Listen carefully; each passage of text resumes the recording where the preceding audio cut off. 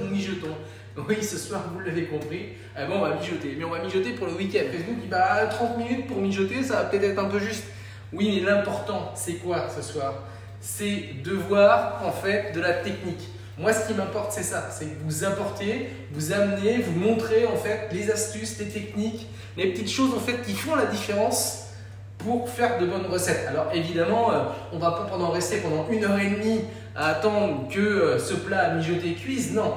On va le débuter ensemble et puis après je vous aurai les tutos. Mais il y a tout ce qui se passe avant, ça c'est important. Savoir comment moi je fais en fait des plats mijotés. Donc la recette, un peu de veau, de l'huile d'olive, des oignons, de l'ail, du vin blanc, un peu de bouillon aussi. Donc soit avec un cube ou soit du bouillon que vous avez fait ou un reste. J'arrête pas de vous expliquer comment on peut faire en fait le bouillon comme ça en garder. Vous faites un peu au feu l'hiver, vous faites une blanquette de veau l'hiver, vous gardez un peu de bouillon, ça marche vraiment bien.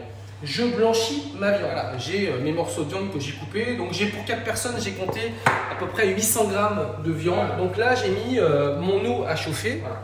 Et ça, c'est important aussi, départ au bouillon. Ça ne va pas durer longtemps. Ça va durer, allez, on va dire 2 minutes. Ça évite d'avoir en fait l'écume pendant la cuisson. Deuxième chose importante, ça permet en fait de la raidir. Et quand on va la faire revenir dans l'huile, ça va beaucoup mieux colorer. Je blanchis. Je laisse une nuit tranquillement dans mon frigo reposer, égoutter, bien sécher. Et là, la coloration, elle est encore meilleure. Pendant ce temps-là, on va couper un oignon. Je le coupe en deux, je le coupe en 4 et je vais venir juste l'émincer assez fin plutôt, c'est mieux. D'accord? Regardez ma viande, elle est en train de bouillir. On va aller la rechercher tout de suite. La viande, elle bout. Donc maintenant, je vais juste l'égoutter et la passer à la passoire. Allez, la viande, elle est égouttée. Vous voyez? Comme il faut. Je vais venir la mettre dans mon plat. Alors là, j'avais prévu pour ce soir, comme je ne l'ai pas faite la veille, mais vous pouvez faire ça à la maison, vous voyez. Je viens la mettre dans un papier absorbant pour qu'elle soit bien sèche. Donc là, l'oignon, il est prêt. Ok.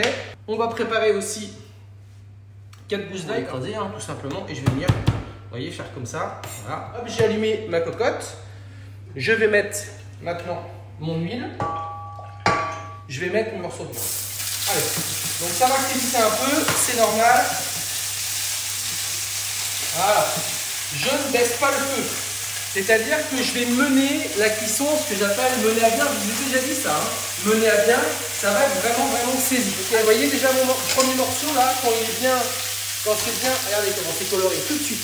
L'exudat est parti, le sang a été coagulé, l'écume est supprimée. Je blanchis tout le temps ma viande. Voilà. Hop. Et j'ai pas baissé mon feu, ça c'est important. Vous voyez, regardez comment c'est coloré là. Vous avez vu? Et ça, cette coloration là, si vous blanchissez pas votre viande, une fois sur deux, ça fonctionne pas. Deuxième étape, je vais l'ôter.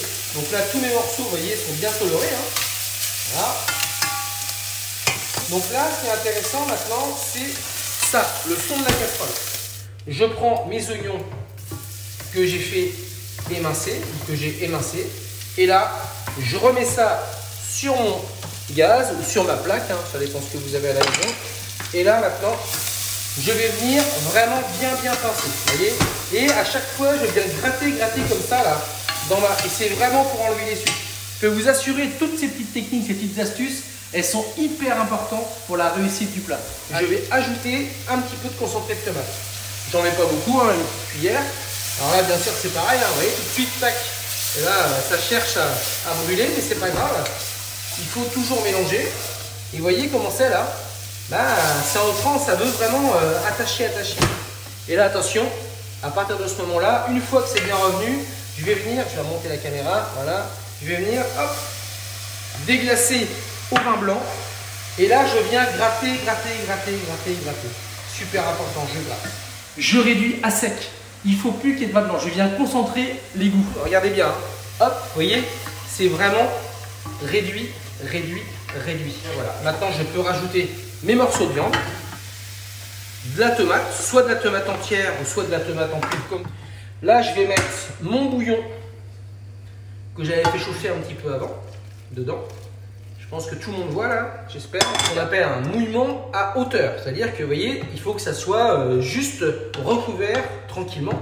On va lui donner l'ébullition et pendant ce temps-là, on va faire un bouquet garni. Un peu de thym, un peu de laurier et un peu de romarin.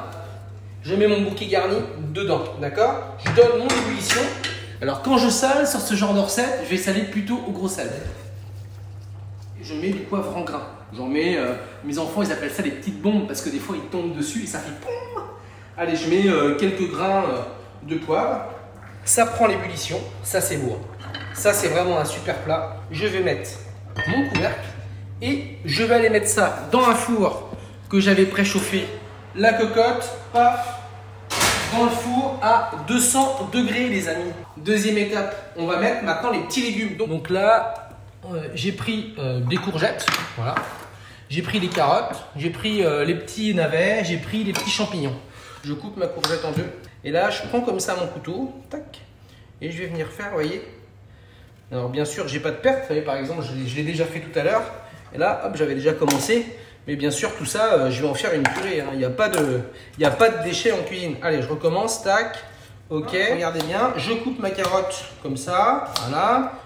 Alors là, c'est un peu plus dur la carotte parce que c'est plus dur. Et je vais venir comme ça, vous voyez, faire des faces. Alors, normalement, nous, on fait 7 faces. Vous voyez, des petites carottes comme ça. Hop, on y va. Alors, pas pour la cocotte, hein, la cocotte, voilà. Donc, ces petits navets nouveaux, les petits navets violets, là, qu'on commence à trouver. Donc, je les coupe en 4. Voilà. Et je vais venir, vous voyez, juste enlever la première peau ici, comme ça, là. Tac. Voilà, là, je reviens ici. Tac. Ok. Jusque là. Voilà. Je refais pareil ici. J'enlève la première peau. Ok. Alors, on a une autre technique ensuite, c'est les gratter. Ça se gratte parce que la petite peau violette, moi j'appelle ça de la peau d'orange un peu, parce que vous voyez, c'est un peu pareil. Vous voyez, regardez comment c'est. Vous voyez la peau là? Voilà. On l'enlève donc. Et ça permet vraiment d'avoir des petits navets qui soient bien lisses. Bon là, à la maison, c'est moins grave. Le principal, c'est d'enlever cette peau épaisse ici.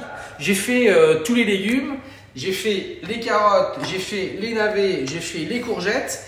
Et l'idée, maintenant, c'est de pouvoir cuire le sauté de veau avec les légumes. Moi, ce que j'aime bien, en fait, c'est pouvoir mettre la cocotte au milieu de la table. Vous ouvrez comme ça. Et là, vous faites lever les gens et regardez comme ça sent bon. Donc, ça, c'est top. Donc, le sauté de veau, 1 heure de cuisson, ça marche très, très bien. Au bout de 30 minutes, regardez bien, les amis.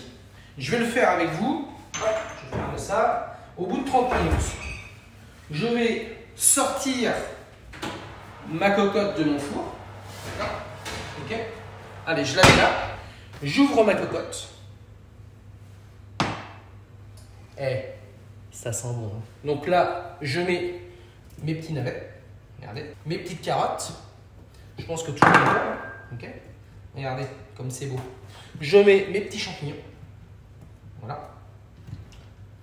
Ça, c'est bon. Tous mes petits champignons. Je mets quelques courgettes. Voilà. Vous remettez un tout petit peu de gros sel. C'est pas la peine d'en mettre beaucoup. Je vais approcher. Vous allez voir comme c'est beau. Regardez bien ça. Donc, je mets tous mes petits légumes dans ma cocotte. D'accord. Vous voyez, le jus a monté un peu. Mais si je mets trop de jus, ça serait vraiment... Et une fois que j'ai fait ça, paf, je mets mon couvercle. Et là, je vais remettre ça, les amis. Je vais remettre ça au four pendant une petite heure.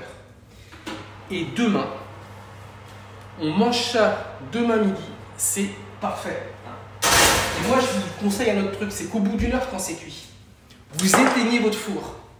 Et vous la laissez tranquillement, votre cocotte dedans, dans votre four. Allez, une petite demi-heure, 3/4 d'heure. Tranquillement. D'accord? C'est bon. Ça attendrit. Ça va la reposer, d'accord? Et puis ensuite, un peu refroidi. Quand c'est bien froid, vous avez le droit de la mettre dans votre frigo et ça fonctionne. Et demain, pour la remettre en réchauffé, eh ben, c'est simple. Vous rallumez votre four à une centaine de degrés. Vous mettez votre cocotte sur votre feu. Vous lui faites juste prendre une toute petite ébullition, pas trop, parce que ça pourrait raidir en fait la viande. Vous mettez ça dans votre four et vous refaites chauffer pendant une trentaine de minutes. Bon, et bien voilà, une recette simple à faire, rapidement faite.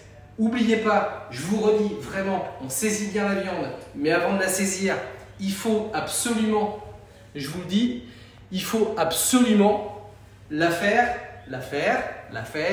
blanchir. Et oui, la faire blanchir, égoutter. la veille, c'est mieux, d'accord?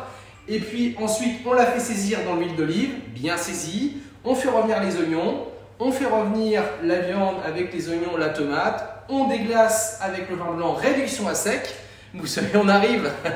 Et puis voilà, vous mettez votre jus, vos légumes, 1h, 1h30 de cuisson, mais 1 heure c'est bien. Si vous avez un veau de bonne qualité, c'est très très bien. Je vous embrasse tous vraiment fort. Je vous remercie d'être nombreux à regarder les vidéos en replay. Il y en a beaucoup de gens qui regardent après, je le sais, on a beaucoup de vues.